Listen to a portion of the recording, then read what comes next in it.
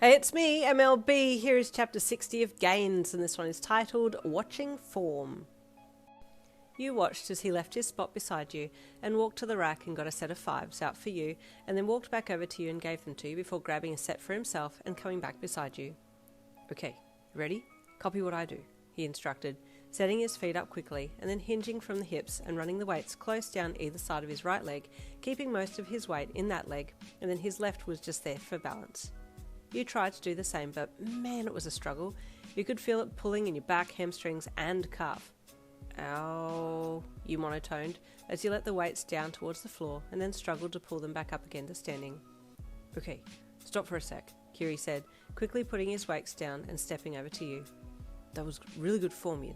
You started well, but you seemed to fall out of form a bit during the movement. But that's okay, we can fix that, he said with a giant grin. Yeah, everything hurts. You cringed. It's okay. Now, remember to keep your back and spine neutral when you start to hinge, he said. Mostly focus into your lower back. He raised his hand to your lower back and then hesitated to touch you. Is it okay if I put my hand on your back to show you? Yeah, you nodded, your body feeling immediately warmer now that his hand was gently placed on your lower back. Okay, he said again in another hesitant sounding voice. Just hinge from the hips? You did so, but it felt like your body was going to snap in two from your lower spine, and you grunted as the weights were lowered slowly towards the ground. Wait, he said when he saw you were still struggling. I think I might need to drop you to a lower weight. Just wait for a second, put the weights on the floor. You still were bent over, and you did exactly that and placed your hands on your thighs to straighten back up again. Kiri still had his hand on your back, and you straightened up and looked at him. It took him a second to remember that he was still touching you and pulled his hand back quickly. Oh, sorry, let me just... He fumbled, walking over to the weights rack and looking for something lighter. He seemed a little off, but you knew it had something to do with the fact that he'd almost confessed to you earlier, and you wondered if he was going to follow through with that later. While you waited for him, you reached back and rubbed the back of your legs. The one that you'd been placing all your weight on definitely felt like it was being dragged through it. Oh, these hurt, especially this one, he said when he turned around and was looking at you. Oh, yeah, your hamstrings? Yeah, I think they might need a little strengthening, he said, finally giving you his signature grin. You smiled back and then took the lighter weights from him. Okay, so do I just hinge again? You asked as you set yourself up with the toe thing and then placed all of your weight on the right leg. Yeah, now, slowly now, don't rush it. It's not manly to rush the training, Kiri said with solemnity, and you chuckled a little. I don't want to be unmanly now, do I? You said cheekily as you lowered the weights down your leg. Kiri had replaced his hand on your lower back, and you focused as you hinged down and then came back up. That wasn't so bad that time, you said, looking him in the eye. That was good. Remember to keep your core tight when you do this one. You want to protect your spine at all costs, he said, and you nodded, tensing your deep abdominal muscles as you went to do the move again.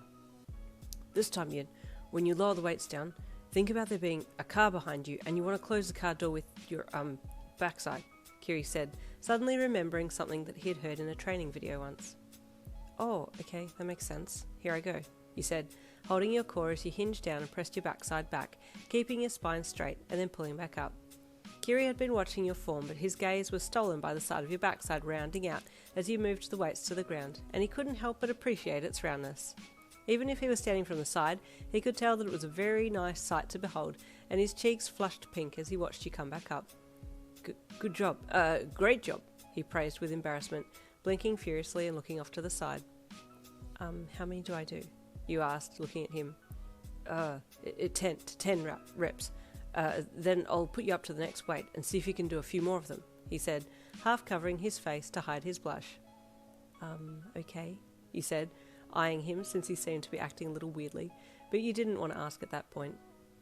You set yourself up again to drop down, but this time he stepped in behind you and you kind of flinched and stepped forwards. What's up? You asked. He was looking around a bit, then realised that you had stopped and were now looking over your shoulder at him. No, nothing, he said, glancing around again. What's up? You asked again. He hummed, obviously distracted. Should I do a different exercise now? You asked. No, keep going. I'm just gonna, stand here because, yeah, he mumbled shyly, obviously not wanting to tell you what was on his mind. Do I just start? You asked. Yeah, yep, keep going, I'll keep an eye out, he said, then quickly retracted his statement. I mean, I'll make sure you're okay from here. You hummed unsurely, but still set yourself up to complete your reps. He's acting a little weird. You thought as you hinged from your hips and let the weights go down the front of your right shin, being mindful to keep your spine neutral and push your backside back. Kiri, from behind you, had been thinking that if he liked how your ass looked, then there was a high possibility that other guys in the gym could also like how your ass looked, and he didn't like that, not one bit.